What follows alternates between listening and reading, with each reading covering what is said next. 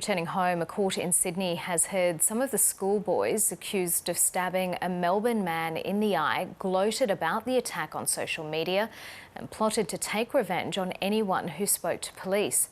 9 teenagers have been charged over the attack, which a police prosecutor described as a clear example of mob mentality. Mark Reddy explains, and a warning, the story contains some distressing details. They are the school students accused of maiming an innocent man, leaving him blind in one eye. And today the court heard there was little remorse after the horrific attack on Brett Halcrow. They were gloating about the injuries, almost proud of their involvement and infliction of violence. The exchange of messages on social media took place after the 36-year-old Melbourne man was bashed and stabbed in Sydney's inner city on Friday night. 9 teenagers are now charged. The injured man remains in hospital. They took humour to the serious injuries inflicted, resulting in a high likelihood of removal of his eye. It was no laughing matter, though, when a 15-year-old boy was refused bail after facing the Children's Court here in Surrey Hills. And while the court heard the boy showed some remorse during a police interview, the magistrate said his actions show otherwise. Discussing plans to avoid arrest and taking revenge against any co-offenders who speak with the police. This is distinctively contradictive of remorse. If found guilty, some of the boys are facing a maximum of 15 years behind bars. Mark Reddy, ABC News, Sydney. Let's take you to Brisbane now, where Queensland Police have been speaking about a shooting in Upper Mount Gravatt. We're here tonight. Unfortunately, there has been a serious injury sustained by a police officer. And as a result of that, police have discharged their weapon and a male person has been shot.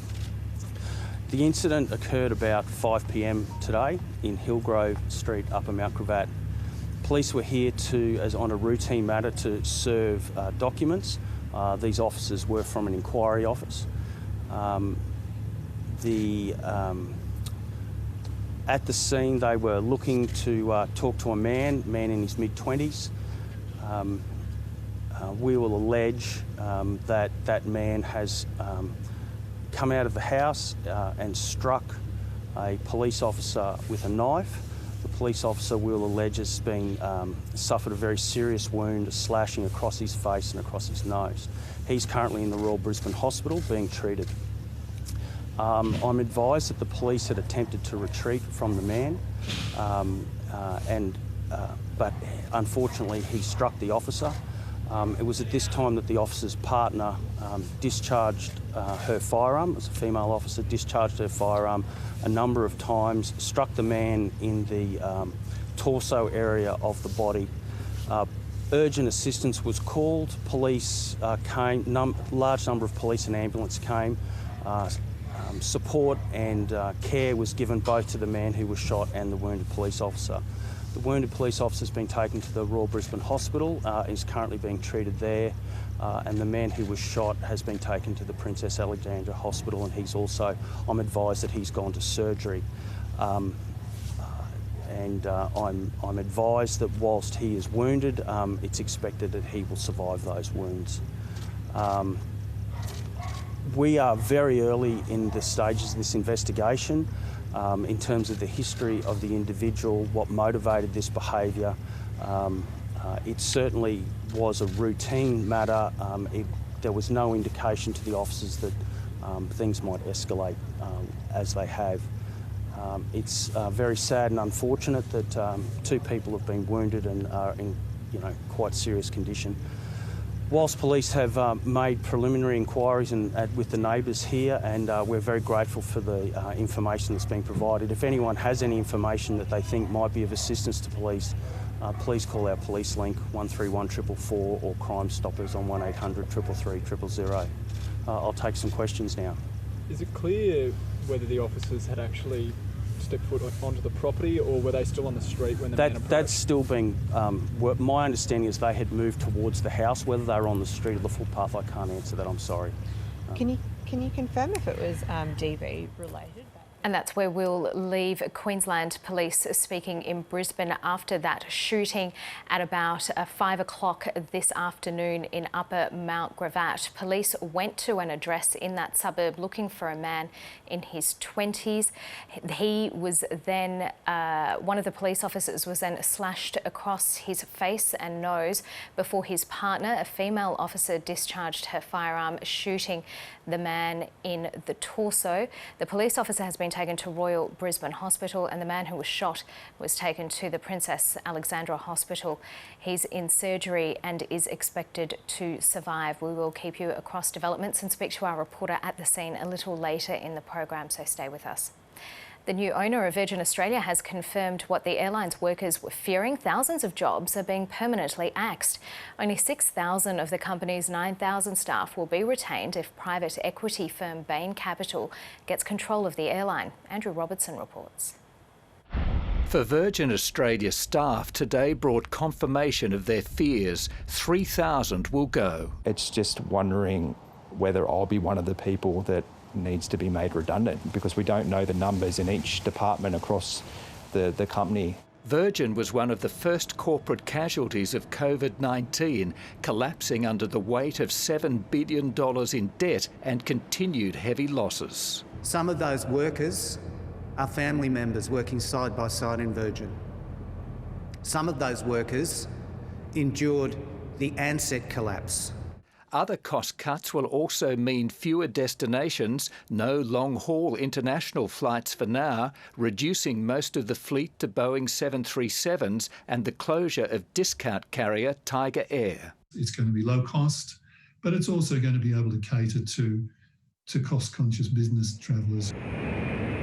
Existing travel credits and Velocity frequent flyer points will be honoured under Bain's ownership. It is our intention to get back to about 8,000 staff once we see the sort of demand we saw before going into COVID. The 3,000 jobs going at Virgin come hard on the heels of Qantas axing 6,000 staff, and that has unions calling on the Prime Minister to rescue the airlines. There will be yet other devastating announcements unless the federal government steps up.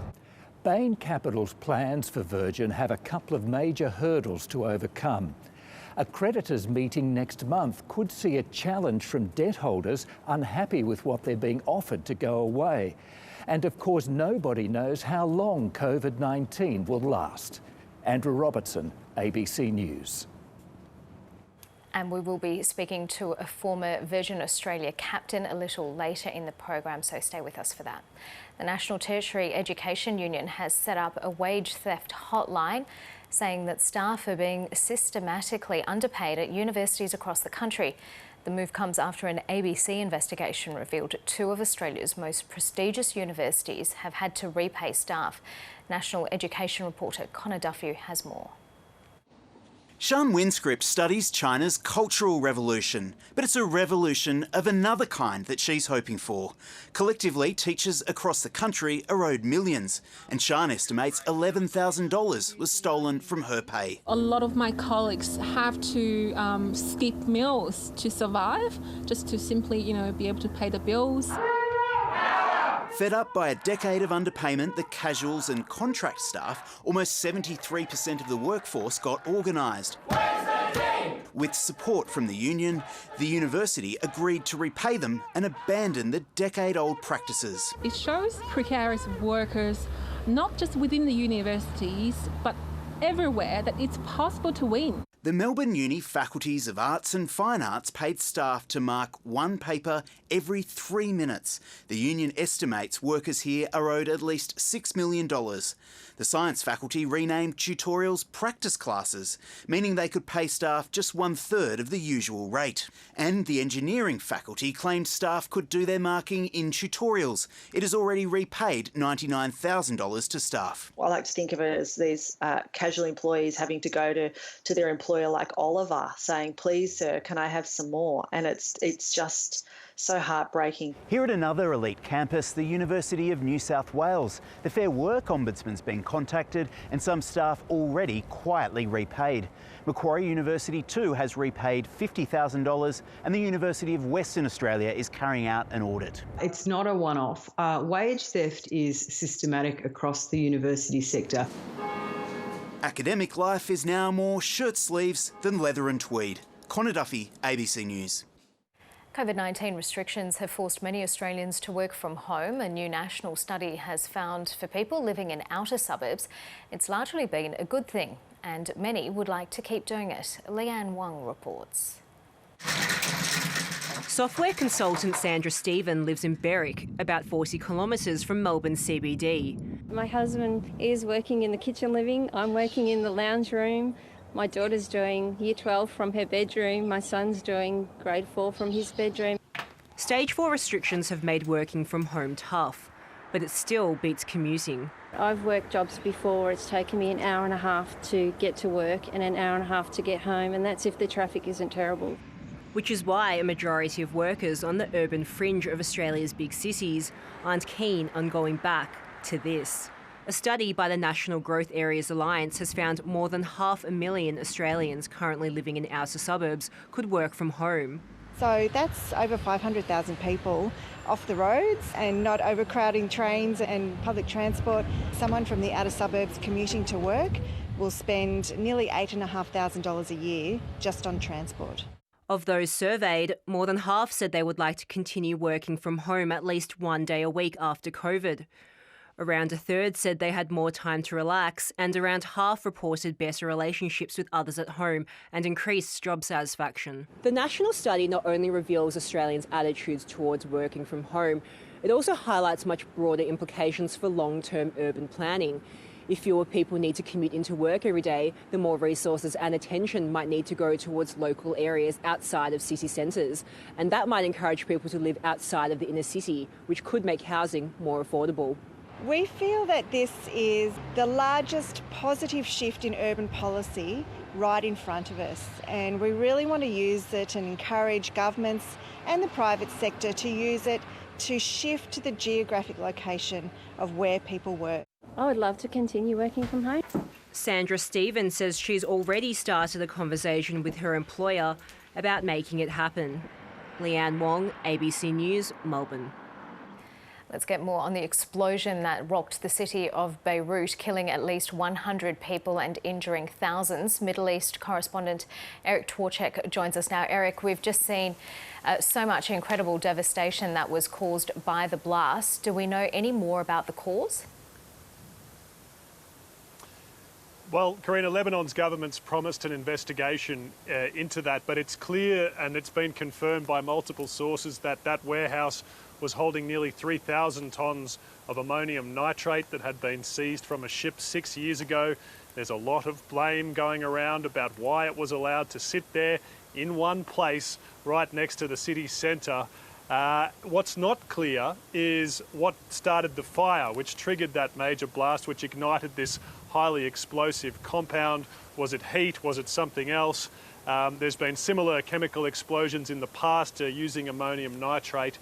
So that's a very big question for the investigators to answer. But in a country with as much corruption and as many problems as Lebanon, it's not hard to believe that this is the result of tragic mismanagement.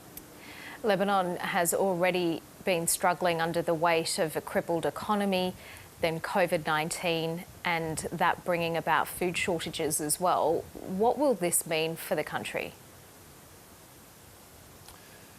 An even worse situation when it comes to food security, Karina, because that's the main port. It's been completely destroyed, all the infrastructure, the distribution systems, and that building